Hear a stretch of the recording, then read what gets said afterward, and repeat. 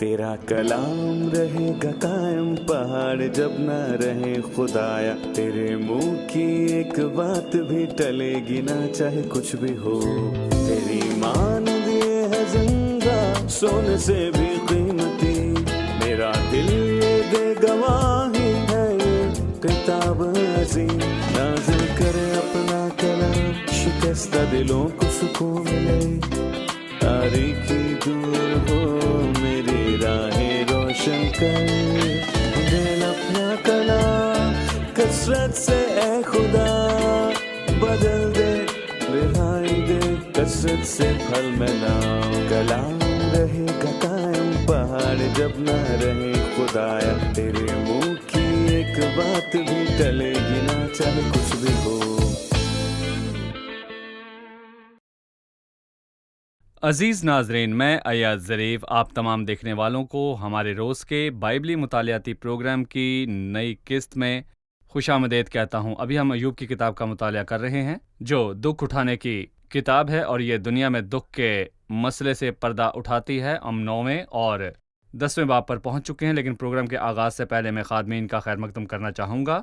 Doctor عادل خوش آمدید، بہت شکریہ ڈاکٹر فیاض خوش شکریہ آمدید، بھائی۔ اور ساتھ ہی ہمارے دیگر مہمانوں کو بھی خوش آمدید۔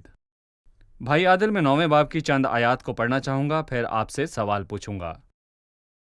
پھر ایوب نے جواب دیا، در حقیقت میں جانتا ہوں کہ بات یوں ہی ہے، پر انسان خدا کے حضور کیسے راست باز ٹھہرے؟ اگر وہ اس سے بحث کرنے کو راضی بھی ہو تو یہ ہزاروں باتوں میں سے اسے ایک کا بھی جواب نہ دے سکے گا۔ وہ دل کا عقل مند اور طاقت میں زور آور ہے۔ کس نے جرت کر کے اس کا سامنا کیا اور برومند ہوا؟ وہ پہاڑوں کو ہٹا دیتا ہے اور انہیں پتہ بھی نہیں لگتا۔ وہ اپنے قہر میں انہیں الٹ دیتا ہے۔ وہ زمین کو اس کی جگہ سے ہلا دیتا ہے اور اس کے ستون کانپنے لگتے ہیں۔ وہ آفتاب کو حکم کرتا ہے اور وہ طلوع نہیں ہوتا، اور ستاروں پر مہر لگا دیتا ہے۔ وہ آسمانوں کو اکیلا تان دیتا ہے اور سمندر کی لہروں پر چلتا ہے۔ اس نے بنات النعش اور جبار اور سریا اور جنوب کے برجوں کو بنایا، اور وہ بڑے بڑے کام جو دریافت نہیں ہو سکتے اور بے شمار عجائب کرتا ہے۔ اس سے پہلے کہ ایوب سمندر، ہوا اور زمین کا ذکر کر کے خدا کی عظمت کا بیان کرے، وہ آغاز میں سوال کرتا ہے کہ انسان خدا کے حضور کیسے راست باز ٹھہر سکتا ہے؟ ہم کیسے اس کا جواب دے سکتے ہیں، یا خدا کا کلام اس کا جواب کیسے دے سکتا ہے؟ بھائی ایاد، یہ سوال ایوب کی کتاب میں 3 مرتبہ آیا ہے۔ ایوب 9، 15 اور 25 میں ہمیں یہ سوال ملتا ہے۔ تینوں ہی مرتبہ اس کا جواب نہیں ملا، لیکن اس کا بہت تسلی بخش اور مناسب جواب ہمیں نئے عہد نامے میں ملتا ہے۔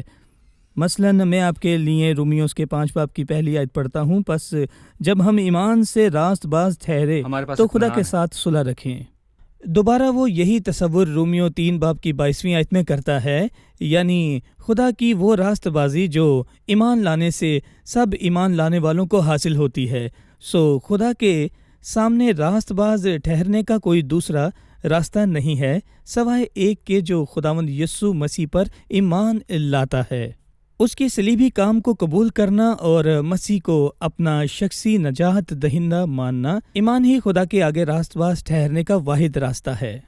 جو کچھ آپ نے کہا، ہم نے اس سے سیکھا کہ انسان کے پاس راست باز ٹھہرنے کی کوئی راہ نہیں، کوئی مقام یا ارادہ یا قیمت خدا کی راست بازی نہیں دلا سکتے سوائے ایمان سے، مسیح کے صلیبی کام کو قبول کرنے سے۔ صحیح، کیونکہ بہت سے سوچتے ہیں کہ وہ اپنے کاموں کے وسیلہ راست باز ٹھہر سکتے ہیں، لیکن بائبل اسے واضح کرتی ہے کہ اور کہتی ہے کہ راست بازی کے کاموں کے سبب سے نہیں جو ہم نے خود کیے ہیں۔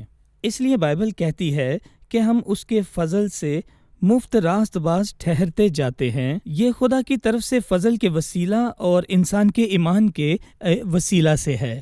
مجھے یاد ہے کہ راست بازی کو خدا کی راست بازی بھی کہا گیا ہے، اور خدا کی طرف سے راست بازی، ایمان سے راست بازی اور فضل کے وسیلے ملنے والی راست بازی کا تذکرہ کیا گیا ہے۔ تو جب ہم کہتے ہیں کہ خدا کی راست بازی، تو مطلب خدا ہی راست بازی کا منبع ہے۔ بالکل۔ اور جب ہم کہتے ہیں کہ یہ خون کے وسیلے ہے، تو اس کا مطلب ہے کہ قیمت مسیح کا خون ہے۔ بالکل۔ جب ہم فضل کے وسیلے راست بازی کا تذکرہ کرتے ہیں تو مطلب اس کی بنیاد فضل ہے۔ میں خدا کی راست بازی کا حقدار نہیں ہوں، مگر مجھے یہ فضل کی بنیاد پر حاصل ہوتی ہے۔ ایمان کے وسیلے، تو اس کا مطلب ہے کہ یہ وہ ہاتھ ہے جو راست بازی کو لینے کو بڑھتا ہے، کاموں کے وسیلے نہیں بلکہ ایمان کے وسیلے۔ ڈاکٹر فیاض، ایوب نے 1 تا 10 آیات میں خدا کی صفات کو گنا، ان کے متعلق ہمیں کچھ بتائیے۔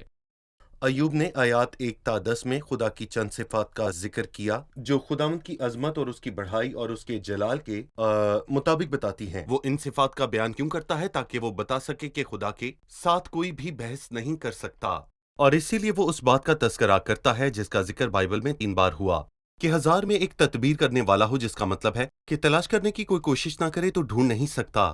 ایوب کی کتاب کے 33ویں باب میں وہ کہتا ہے وہاں اگر اس کے ساتھ کوئی فرشتہ ہو یا 1000 میں سے ایک تدبیر کرنے والا، یعنی کہ اگر تو 1000 میں سے ایک تدبیر کرنے والا یا پیغمبر کو تلاش کرے تو وہ تجھے نہیں ملے گا۔ تجھے نہیں یہ ملے ایک گا، سوالیہ بیان ہے جس کا وہ مطلب تجھے ہے نہیں ملے گا، جیسے ہم بالکل، کہتے ہیں کہ بھوسے کے ڈھیر یا سمندر میں سوئی کو وہ تلاش وجود نہیں کرنا۔ رکھتا۔ اس کا تذکرہ واس کے 7ویں باب میں بھی آیا ہے، جہاں سلیمان کہتا ہے کہ جس کی میرے دل کو اب تک تلاش ہے، پر نہیں ملا۔ میں نے 1000 میں سے ایک مرد پایا، لیکن ان سبوں میں عورت ایک بھی نہ ملی جو میرے دل کو خوش کرے۔ اس کے باوجود اس نے 1000 عورتوں سے شادی کی، ان 1000 میں سے ایک بھی اسے ایسی نہ ملی جو اسے خوش کرے۔ اور تیسری مرتبہ یہ ایوب کے 9ویں باب میں آیا کہ اگر تو 1000 میں سے ایک کی تلاش کرے تو ان 1000 میں تجھے ایک بھی ایسا نہ ملے گا جسے خدا مطمئن ہو، اور وہ اس سے پوچھے کہ وہ میرے ساتھ ایسا کیوں کرتا ہے، کیونکہ کوئی خدا کو مطمئن نہیں کر سکتا۔ وہ دل کا عقل مند اور طاقت میں زور آور ہے، کس نے جرأت کر کے اس کا سامنا کر کے برومند ہوا؟ وہ پہاڑ کو ہٹا دیتا، وہ زمین کو اس کی جگہ سے ہلا دیتا ہے اور اس کے ستون کانپنے لگتے ہیں۔ وہ آفتاب کو حکم دیتا ہے، اس نے بنات الناش اور جبار اور سریا اور جنوب کے برجوں کو بنایا۔ وہ بڑے بڑے کاموں کو جو دریافت نہیں ہو سکتے اور بے شمار عجائب کرتا ہے۔ خدا کو کون مطمئن کر سکتا ہے؟ تو میرے ساتھ ایسا کیوں کرتا ہے؟ میں جاننا چاہتا ہوں۔ خدا تک کوئی پہنچ نہیں سکتا۔ صحیح۔ ہم ایک وقفے کے بعد مہمانوں کے سوالات کے ساتھ حاضر ہوں گے، تو ناظرین ملتے ہیں ایک چھوٹی سی بریک کے بعد، ہمارے ساتھ رہیے۔ انسان خدا کے حضور کیسے راست باز ٹھہر سکتا ہے؟ یہی تمام نسلوں کا سوال ہے جس کا جواب مسیح میں دیا گیا۔ سوال ہے راست بازی کیا ہے؟ راست بازی خدا ہمیں بے گناہ ٹھہرانے اور خدا کے ہمارے ساتھ راضی ہونے کا اعلان ہے۔ راست بازی خدا کے انہیں بے گناہ ٹھہرانے کا اعلان ہے جنہوں نے مسیح کو قبول کیا، جس کی بنیاد اس بات پر ہے کہ مسیح کو قبول کرنے والوں کو اس کی بھلائی عطا کی گئی ہے۔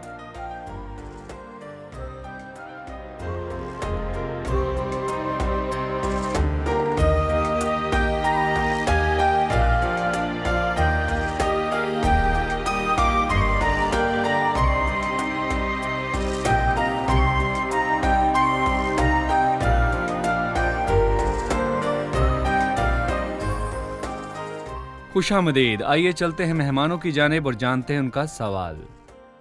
5ویں آیت میں ایوب کہتا ہے کہ انسان کیسے خدا کے حضور راست باز ٹھہر سکتا ہے۔ ہمیں بتائیے کہ ایوب واقعی مان گیا تھا کہ وہ مجرم ہے اور یہ احساس ہو گیا تھا کہ اسے راست بازی کی ضرورت ہے؟ کیا ایوب یہ مان چکا تھا کہ وہ مجرم اور گنہگار ہے جسے راست بازی کی ضرورت ہے، یا اس سوال کا مفہوم کچھ اور ہے؟ نہیں، جو بلداد سخنی نے پچھلے باب میں کہا کہ اسے کامل اور دیندار بننے کی اور خود کو بدلنے کی ایک کوشش کرنی چاہیے۔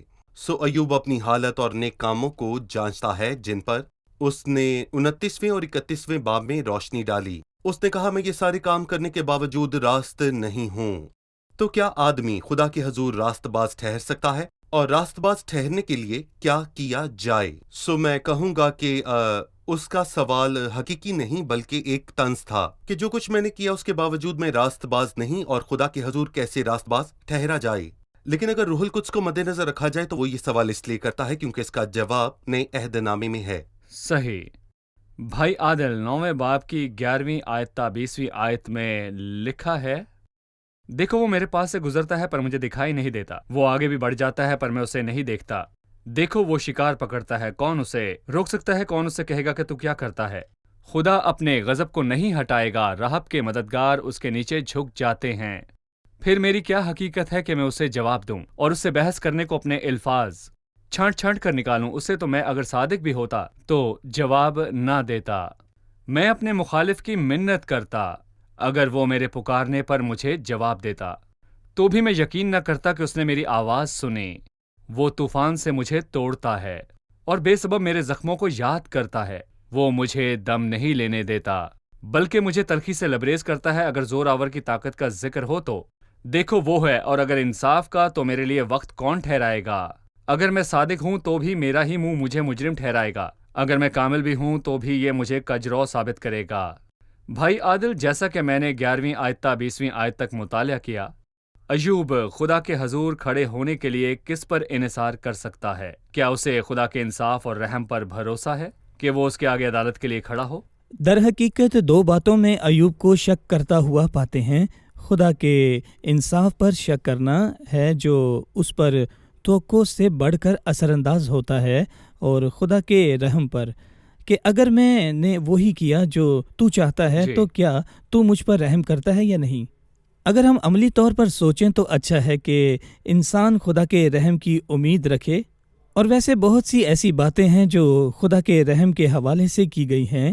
کہا جاتا ہے کہ خدا رحیم ہے، لیکن ایک بات ہے اس سے بھی بڑھ کر ہے، لکھا ہے کہ خدا رحیم اور شفقت میں غنی ہے۔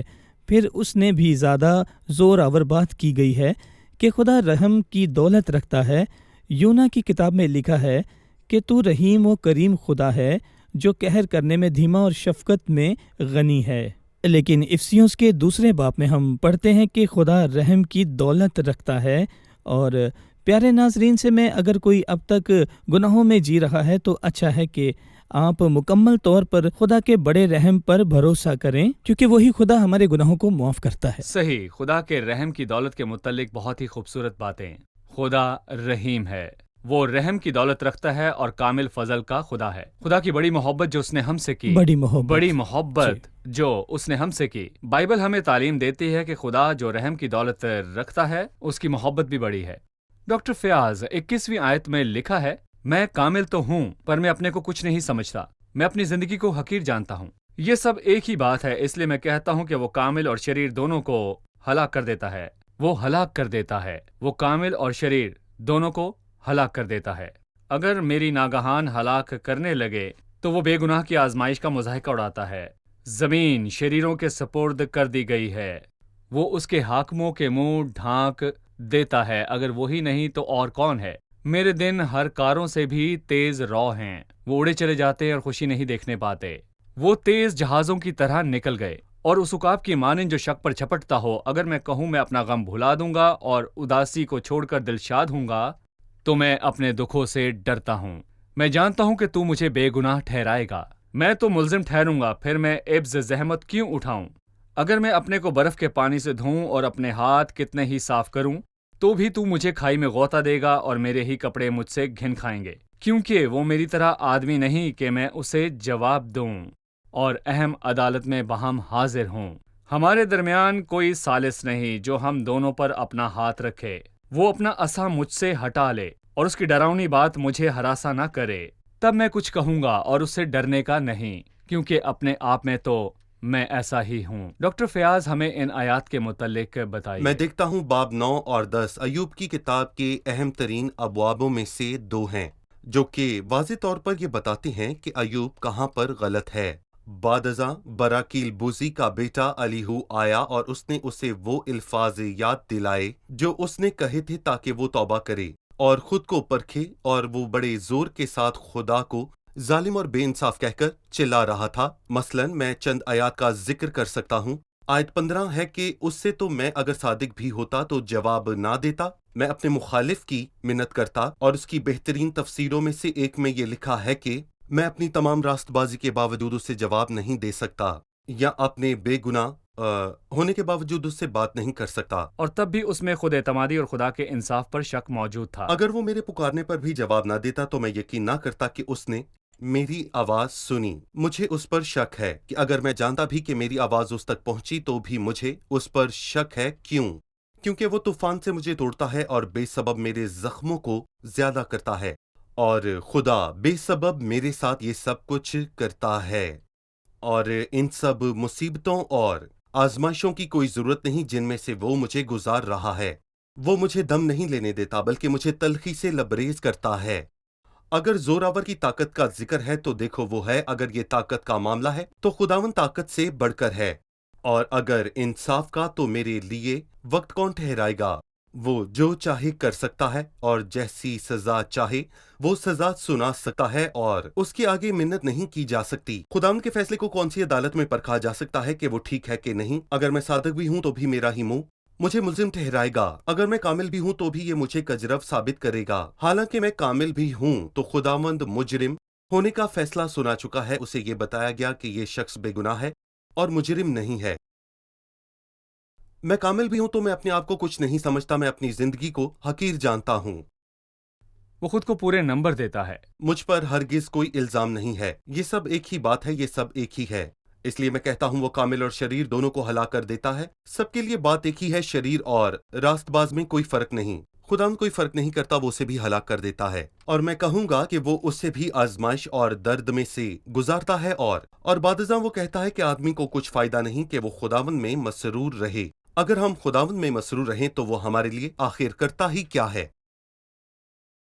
اور پھر وہ کہتا ہے کہ میرے دن ہر کارواں سے بھی تیز رو ہیں، وہ اڑے چلے جاتے ہیں، میری زندگی میں کچھ بھلائی نہیں۔ 28ویں آیت میں کہتا ہے میں اپنے دکھ سے ڈرتا ہوں، میں جانتا ہوں کہ تو مجھے بے گناہ ٹھہرائے گا۔ اور 29ویں آیت میں کہتا ہے میں تو ملزم ٹھہروں گا، تو پھر میں ابس زخم کیوں اٹھاتا ہوں؟ خدا نے پہلے ہی مجھے مجرم ٹھہرانے کا فیصلہ کر لیا ہے، تو میں مشقت کیوں اٹھاؤں؟ میں چاہے جو کچھ کروں، خدا مجھے مجرم ٹھہرانے کا فیصلہ کر چکا ہے۔ اور 34ویں آیت میں وہ کہتا ہے وہ اپنا غصہ مجھ سے ہٹا لے اور اس کی ڈراونی باتیں مجھے ہراساں نہ کریں۔ وہ مجھے ڈراتا ہے، اگر وہ اس ڈر کو مجھ سے دور کرے اور مجھے اپنے خوف کے بغیر بولنے کا موقع دے صحیح۔ تو میں اس سے کیا کہوں گا؟ میں اس سے کہوں گا کہ میں ایسا نہیں ہوں، جو کچھ تو کہتا ہے وہ مجھ میں نہیں ہے۔ تیری رائے میرے متعلق غلط ہے، اور وہ خود کو خداوند سے زیادہ راست باز جانتا ہے۔ اور خدا باقی نے اسے کیا جانتے ہیں؟ اس کے ساتھ غلط کیا اور انصاف سے فیصلہ نہیں کیا، سو خدا اب نے تک اس ہم پر علاج کے ظلم مرحلے کیا۔ میں داخل نہیں ہوئے۔ ایک وقفے کے بعد مہمانوں کے سوالات کے ساتھ دوبارہ حاضر ہوں گے۔ ناظرین یہاں پر ایک چھوٹا سا وقفہ لیں گے اور پھر دوبارہ حاضر ہوں گے۔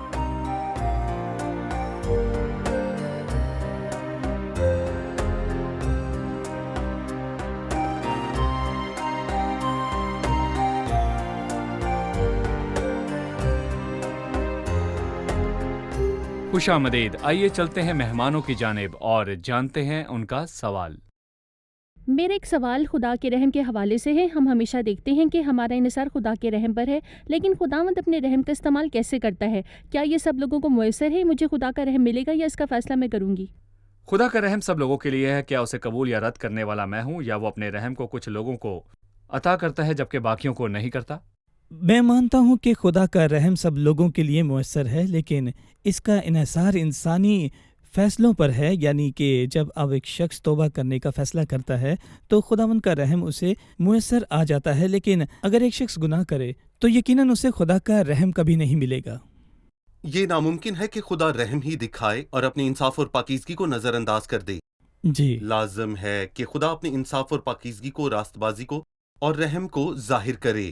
اس کا مطلب ہے کہ خدا فقط اپنے اصول پر کسی شخص کے گناہ معاف نہیں کر سکتا، اور خدا گناہ کو معاف کرنے میں آزاد ہے۔ خدا رحم معاف کرنے والا ہے، لیکن خدا پاک اور عادل اور راست باز ہے، اور اگر وہ گناہ پر رحم کرتا ہے تو اس کی عدل اور پاکیزگی کہاں گئی؟ ضرور ہے کہ پاکیزگی اور عدل میں جلال پائے اس سے پہلے کہ وہ رحم کرے۔ اس کا مطلب ہے کہ گناہ کو اپنا حساب خود ہی دینا ہوگا۔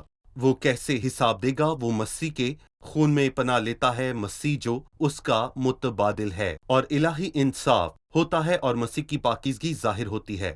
تب خدا توبہ یافتہ انسان پر رحم کرتا ہے، لیکن اگر وہ توبہ نہ کرے تو رحم کیسے حاصل کرے گا؟ لہٰذا رحم کا مطلب نجات کے وسائل کا کام کرنا بھی ہے۔ لہٰذا جب خدا چاہتا ہے کہ وہ کسی شخص پر رحم کرے تو اسے اس دلدل سے بچانے کے لیے ذرائع کا استعمال کرتا ہے۔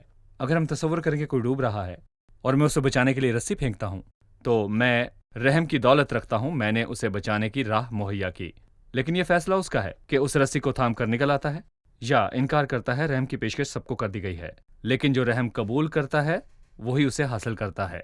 رحم کو رد کرنے کا مطلب یہی ہے کہ ایک شخص خدا کے ساتھ کسی اور طرح سے معاملات کرنا چاہتا ہے، یعنی رحم سے ہٹ کر۔ بھائی عادل 32ویں اور 33ویں آیت میں لکھا ہے، کیونکہ وہ میری طرح آدمی نہیں کہ میں اسے جواب دوں اور ہم عدالت میں بہم حاضر ہوں۔ ہمارے درمیان کوئی ثالث نہیں جو ہم دونوں پر اپنا ہاتھ رکھے۔ بھائی عادل، یہ 2 الفاظ اور 2 آیات ہم سے کس بارے میں بات کرتی ہیں؟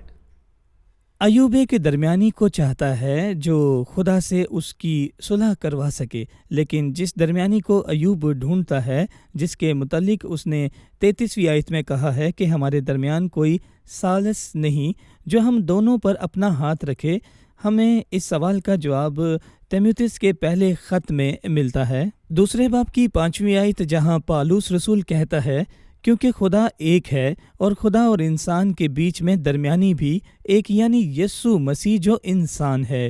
اس نے یہ کیوں کہا کہ درمیانی ایک ہے؟ کیونکہ جو درمیانی مسئلے کو حل کرے ضرور ہے کہ وہ دونوں فراقین کے ساتھ برابر ہو، اسے ایک طرف تو انسانوں کے برابر ہونا چاہیے اور دوسری طرف خدا کے برابر ہونا چاہیے۔ یہ تو کسی کے لیے بھی ممکن نہ تھا، نہ ہی کسی فرشتے کے لیے اور نہ ہی انسانوں میں سے کسی کے لیے۔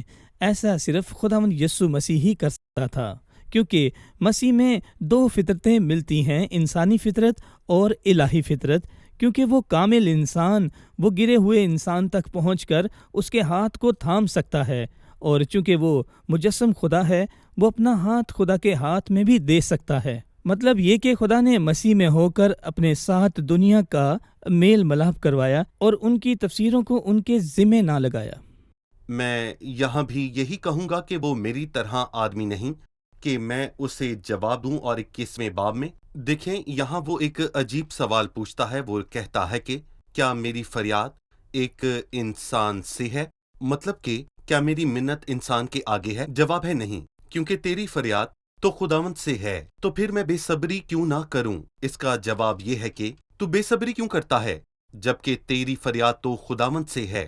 کوئی کہہ سکتا ہے کہ تیری بات خداوند کو سمجھ نہ آئے؟ یہاں وہ کہتا ہے کیونکہ خداوند میری طرح آدمی نہیں۔ وہ جواب دیتا ہے اگر میں انسان سے فریاد کرتا اور اس سے کہتا کہ میں بہت امیر تھا، اب اچانک کنگال ہو گیا ہوں، تو کیا وہ میرا دکھ سمجھتا؟ وہ کہتا میں سمجھتا ہوں، میں آدمیوں میں حقیر اور مردہ ہوں، وہ مجھ پر تھوکتے ہیں۔ کیا تو میرے دکھ کو سمجھتا ہے؟ ہاں، میرے بچے مر چکے ہیں۔ کیا تو بیٹے کی موت کو سمجھتا ہے؟ وہ جواب دیتا ہاں، میرا بھی بیٹا فوت ہوا ہے، لیکن خداوند بہت دور رہتا ہے، وہ آسمان میں تنہا رہتا ہے، وہ میرا دکھ نہیں سمجھتا۔ کیا اس نے غربت کو دیکھا ہے؟ اور کیا اس نے تذلیل اور لعن طعن کو دیکھا ہے؟ اور کیا اس نے منہ پر تھوکے جانے کو محسوس کیا ہے؟ کیا اس کا بیٹا مرا؟ خداوند ایسی باتوں سے نہیں گزرا ہے، کیونکہ وہ میری طرح آدمی نہیں۔ کوئی اسے میرے احساسات نہیں بتا سکتا، اور کوئی آدمی نہیں جس نے میری طرح غم سہا اور آسمان پر جا کر اسے بتایا کہ وہ غریب لوگ ہیں، کیونکہ خدا تو دور ہے، اور شاید اسی لیے وہ کسی درمیانی کی تلاش نہیں کرتا، بلکہ کسی ایسے شخص کی جو اس کے دکھ سمجھ سکے۔ کاش وہ تب تک جیتا جب تک کلام مجسم نہ ہوا اور خداوند نے تمام دکھوں کا تجربہ نہ کیا، جو ہماری ہی مانند سب باتوں میں آزمایا گیا تو بھی بے گناہ ٹھہرا۔ خداوند کے بیٹے کی موت کو دیکھو، مسیح نے غربت کو دیکھا اور اس نے شرمندگی کو محسوس کیا، اس کی تذلیل ہوئی، اسے مار پڑی۔ اس نے یہ نہیں کہا کہ وہ میری طرح آدمی نہیں ہے، وہ نہیں سمجھتا۔ جی بالکل صحیح، علاج مسیح میں ہے، جو مجسم ہوا اور کلام مجسم ہوا اور ہمارے درمیان رہا۔ وہ مرد غمناک اور رنج کا آشنا تھا۔ وہ رنج کا آشنا تھا۔ اس نے ایوب سے زیادہ دکھ سہا تاکہ وہ ہر زمانے کے ایوب کا مددگار ہو سکے۔ جی ہاں، ہر زمانے کے ایوب کا جی مددگار ہو سکے۔ بالکل۔ چلیے جانتے ہیں حاضرین سے کہ انہوں نے آج کیا سیکھا۔ کون بتانا چاہے گا کہ اس نے آج کیا سیکھا؟ میں نے سیکھا کہ اس حقیقت پر ایمان لانا کہ خدا جسم میں ظاہر ہوا مشکل ترین بات ہے۔ کسی کے لیے بھی اس حقیقت پر ایمان لانا مشکل ہے۔ اس کے باوجود ایوب جو مسیحی ایمان کو نہ جانتا تھا اور وہ خدا کے جسم میں ظاہر ہونے والی بات تب تک ظاہر نہ ہوئی تھی، اس نے جان لیا کہ یہی واحد صحیح۔ حل ہے جس کے وسیلے آدمی خدا کے نزدیک آ سکتا ہے۔ اس کا مطلب ہے واحد قابل قبول حل ہے۔ بھلے ہی حل مشکل ہے لیکن الہامی ہے، اور یہی واحد منطقی حل ہے، واحد قابل قبول حل ہے۔ اور اگر کوئی یہ سوچتا ہے کہ وہ انسان کے خدا تک پہنچنے کا تصور نہیں کر سکتا ان صفات کے ہوتے ہوئے جن کا ذکر ایوب نے کیا، تو ایوب نے خدا کی جو صفات بیان کی وہ سچ اور درست ہیں۔ کوئی بھی شخص جو سوچتا ہے کہ خدا تک نیک کاموں کے وسیلے پہنچا جا سکتا ہے۔ اچھی بات یہ ہے کہ خدا نہ صرف رحیم ہے بلکہ رحم کی دولت رکھتا ہے۔ بہت بار ہمیں لگتا ہے کہ خدا بس رحیم ہے، جو تب کام نہیں آتا جب ہم اپنے بڑے گناہوں کو محسوس کرتے ہیں۔ تب ہمیں اس خدا کی ضرورت پڑتی جو رحم کی دولت رکھتا ہے۔ ہم دل سے اس کا شکر کرتے ہیں، وہ اس دولت کو ہم سے باز نہیں رکھتا۔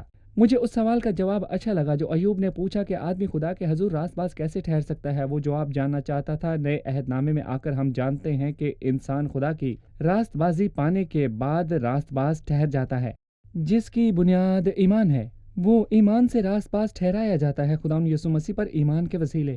راست بازی وہ ہے جو خدا نے انسان کو فضل سے عطا کی ہے اور جس کی قیمت خدا یسوع مسیح کا خون ہے۔ مجھے رحم کی نئی تعریف اور پہلو بھی پسند آیا کہ انسان کی نجات کے وسائل کو کام میں لانا۔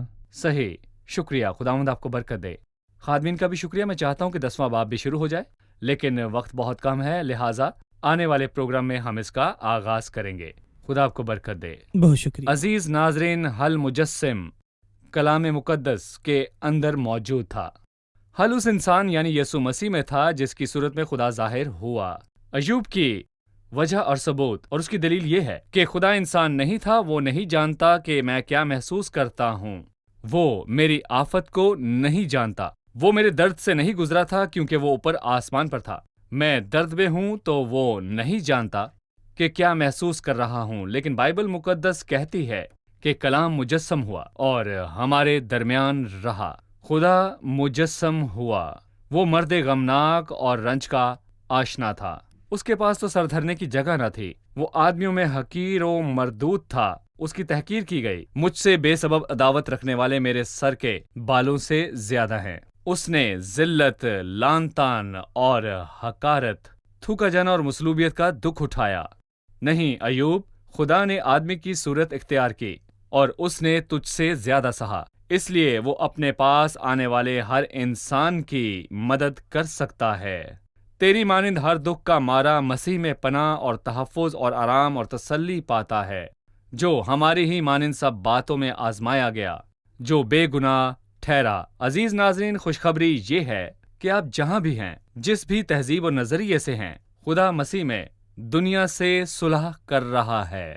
آپ خود اپنے لیاقت کے وسیلے خداوند کے پاس نہیں آ سکتے، لیکن بائبل مقدس بتاتی ہے کہ خدا خود نیچے آیا اور وہ اپنے آپ کے لیے آیا۔ خدا نے مسیح میں ہو کر اپنے ساتھ دنیا کا میل ملاپ کر لیا اور ان کی تفسیروں کو ان کے ذمہ نہ لگایا۔ آپ کو در بدر بھٹکنے کی ضرورت نہیں کہ آپ خدا کی راست بازی کو حاصل کریں، یا آپ اس کی راست بازی کو روپے دے کر خریدیں، یا دور دراز کے مقامات پر خدا کی راست بازی اور بخشے جانے کی خاطر جائیں، بلکہ آپ جہاں ہیں وہیں رہ کر مسیح کو قبول کریں، جو کامل قربانی ہے، جو ذبح کیا ہوا عظیم برہ ہے، جو کامل کفارہ ہے۔ اس لمحے آپ خدا کی راست بازی حاصل کریں گے۔ میں آپ کو دعوت دیتا ہوں کہ آنے والی قسط میں ہمارے ساتھ مطالعے میں شامل ہوں۔ ایوب کے غموں کی داستان کا سلسلہ ابھی باقی ہے۔ خدا آپ کو برکت دے۔ آمينا للإله أعيش في رضاه أحيا لمن بموته منابع الحياة أحيا قويا صابرا في الضيق والعناء أحيا شجاعا ثابتا بصادق الوفاء يا سيدي الإله يا واهب الحياة حياتي يضمن ثابتا في الحق لا سواه